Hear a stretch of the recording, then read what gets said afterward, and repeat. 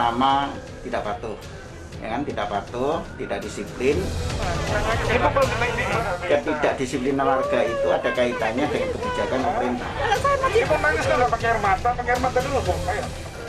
Maka harus ada aturan, di mana di dalamnya ada sanksi tegas, ya, jadi punishment. Yang kedua, testing yang masif harus terus dilakukan, ya, harus, karena untuk memutus rantai penularan itu kita harus mencari kasusnya. Dan yang terakhir, kita harus tahu bahwa kematian kan tinggi, ya, di Jawa Timur maupun di Surabaya itu karena kapasitas rumah sakit yang sudah mepet.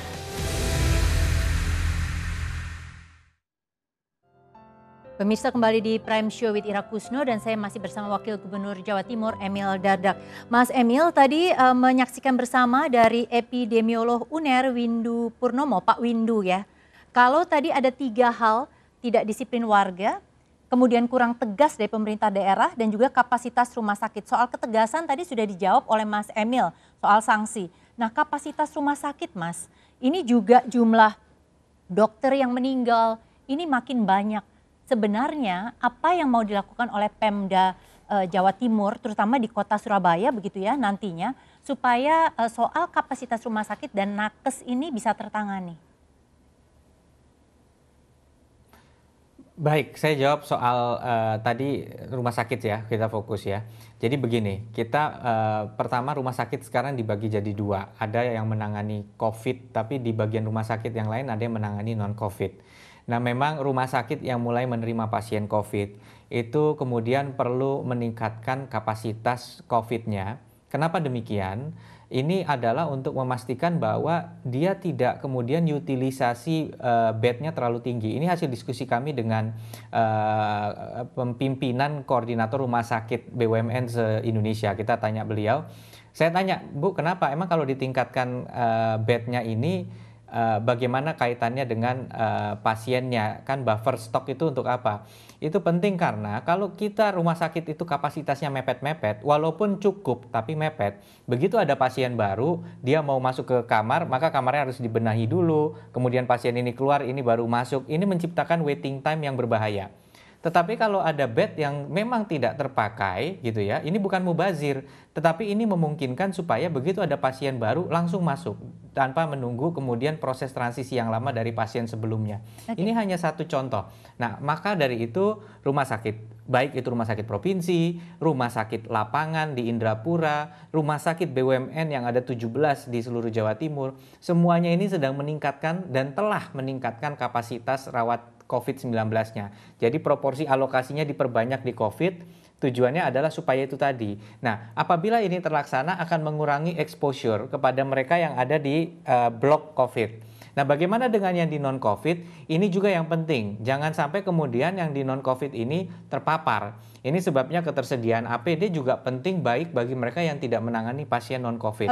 Karena banyak kejadian orang datang tidak dengan sakit COVID, nggak taunya ternyata dia bawa virus. Iya, nah ini Mas Emil yang juga terdata bahwa ada klaster tenaga kesehatan karena orang yang datang apakah dia tidak tahu dia COVID atau tidak jujur, ini jadi 11-12 begitu, tapi korbannya adalah nakes.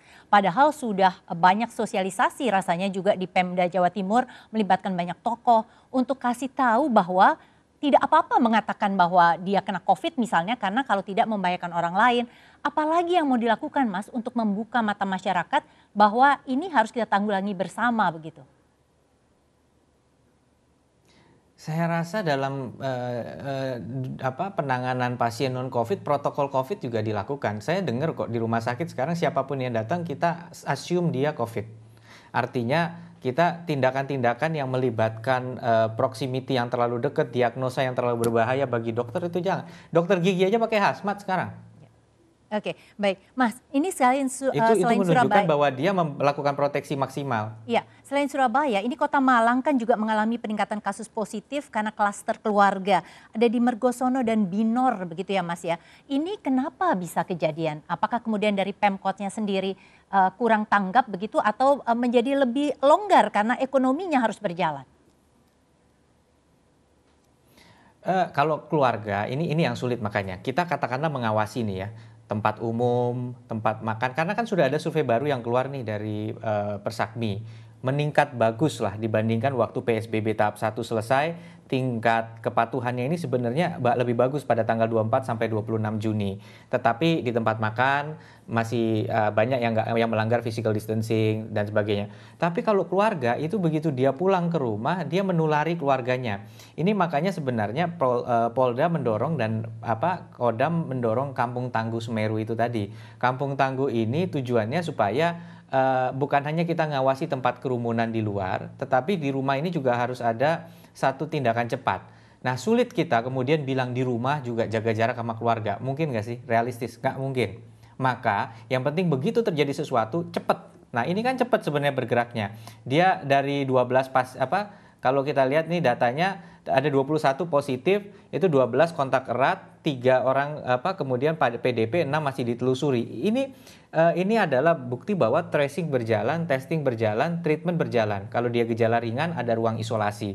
Kayak di Gresik sekarang stadion dijadikan ruang isolasi, ya. Di Sidoarjo Mall Pelayanan Publik dijadikan ruang isolasi bagi yang punya positif COVID tapi gejalanya ringan. Bagi yang berat dibawa ke rumah sakit di mana kapasitasnya juga ditingkatkan. Nah, ini adalah dua aksis tadi yang juga jadi pesan Pak Presiden. Tingkatkan kapasitas testing, tracing, dan treatment. Oke, Mas Emil, ini memang banyak sekali yang sudah dilakukan gitu ya. Tetapi ada orang juga ya, sebagian orang mengatakan jangan-jangan karena ekonomi didorong untuk bisa berjalan lagi, pelonggaran jalur Pantura ini dengarai juga mendongkrak resiko COVID-19. Karena posko-poskonya itu Mas sudah tidak seperti dulu lagi. Jadi hanya ada posko-posko berskala kecil saja. Ini bagaimana tanggapannya Mas? Ya semua masukan seperti itu jadi PR untuk kita benahi lebih baik lagi.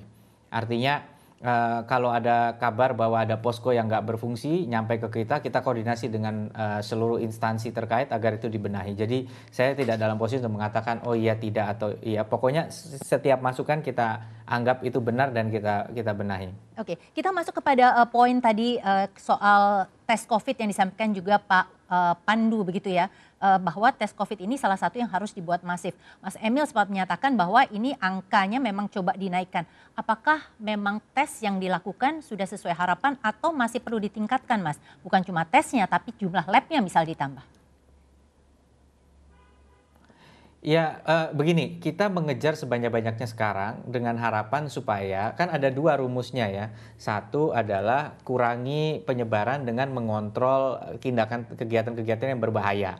Tadi Mbak Ira nanya makanya, penting mana pakai masker atau cuci tangan? Ya kalau pas di luar pakai masker, tapi dia pakai masker, dia aman, kemudian sampai rumah tangan dia habis megang gagang pintu, megang halte bus, kemudian dia nggak cuci tangan, dia sentuh hidungnya ya tertular juga bisa gitu. Jadi itu satu hal. Tapi satu hal lagi memang adalah yang tadi, kita cari orang-orang yang tanpa gejala supaya mereka tidak mobilitasnya membahayakan orang lain. Kemudian ini akan mengurangi resikonya. Nah cuma tadi pertanyaan terkait ekonomi ya. Terkait ekonomi kenyataannya Surabaya, Sidoarjo, Gresik, Mojokerto, Pasuruan atau Surabaya Raya atau kawasan Gerbang Kertasusila menyumbang setengah ekonomi Jawa Timur. Jawa Timur ekonomi terbesar kedua di Indonesia. Jadi memang tantangannya ini sangat kompleks karena ekonomi ini episentrumnya di sini juga gitu. Ya. Nah baik. makanya memang kita lihat dan satu lagi, mungkin waktu habis stay at home di bulan Maret sampai ke Lebaran orang nahan sampai Lebaran. Tapi habis Lebaran kemudian energi mereka sudah istilahnya udah hampir habis untuk stay at home dan mereka perlu kembali beraktivitas untuk ekonomi. Baik. Nah inilah sebabnya dalam melakukan pembatasan kita perhatikan mana yang ekonomi, mana yang sifatnya hanya untuk senang-senang. Yang kedua itu harus kita jaga betul. Ya, Mas Emil terima kasih. Ini semoga ke depan ini berbagai cara bisa terus menekan karena kalau tidak PR yang diberikan Pak Jokowi ini bisa tidak terlaksana. Terima kasih, selamat malam Mas Emil sudah bergabung bersama saya di Prime Show with Ira Kusno.